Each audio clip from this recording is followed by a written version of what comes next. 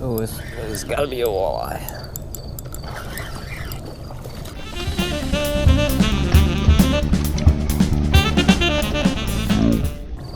Oh, that's another sauger. That's a good little sauger right there. Gosh, look at that jig, just gone. That's a really nice sauger. It's like 15, 16 inches. Look at that jig, gone. He just ate that disco jig so far down. Get the pliers on this. You can tell it's a sauger. Look at the little spots on top of its top fin.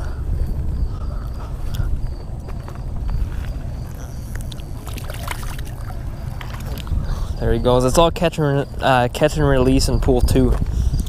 So walleye, sauger, smallmouth and largemouth bass are all catch and release, but it's an open season, so you can fish for them all year round. But you can't keep any. There's a sewer right to my left here. Casted right direct, kind of, if you can see where the tree line is, like so parallel with that tree. That's where I cast. It's tough to cast over there without hitting a tree. I felt the fish. The way I'm working it, I'm giving him kind of like a subtle pop. Not too aggressive. Right after I made the pop, I felt a thump, so it didn't even touch the bottom. So the setup I'm using is a Loomis E6X Walleye universal rod. It's a 6'6" medium, fast action.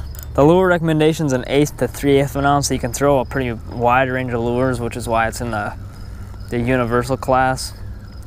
Then I have a 3000 FE Shimano Sahara.